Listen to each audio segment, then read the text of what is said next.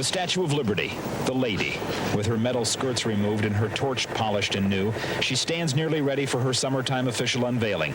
But in any state, she is an inspiration, and the number she has touched has now been increased by 1. George Sumner is an artist, and in over 20 years has built a worldwide reputation based on his environmental nature pieces. He's never painted a man-made object until now. Sweet Liberty.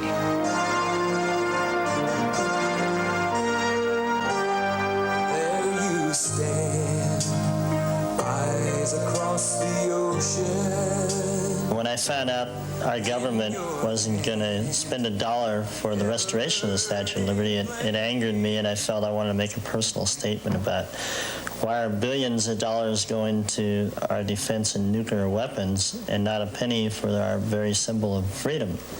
And that's set me in motion. Being set in motion meant Sumner worked 20 hours straight to complete the piece.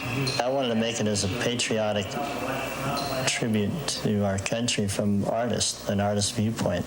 She was out there in the New York harbor this morning waiting for hundreds of visitors, but few were to be as special as this man. He is Bay Area artist George Sumner, who, among other paintings, has created one that stands alone.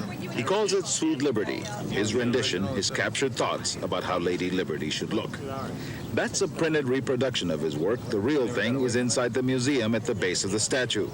But Sumner brought with him another special visitor, George Sumner Sr., who traveled to New York City this week to see his son's work. A trip to Liberty Island was another part of a special day for George and George Sumner, while other people on the specially scheduled government boat concentrated on the Manhattan skyline. The artist and the man who raised him were concentrating on the lady with the torch.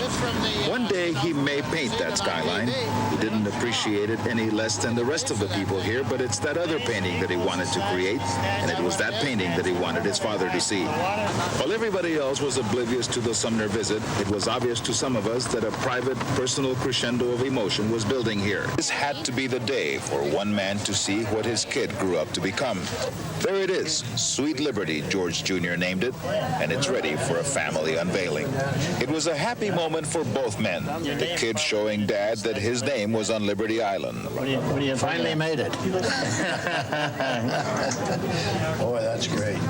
It'll be here forever, for years and years. Yeah? Let's hope so. A committee with tough requirements had selected this painting. Someone had already offered $150,000 for it.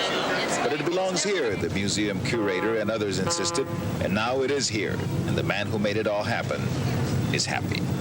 And it's a tremendous honor that we gave this as a gift to the people of the United States to share our thoughts about freedom.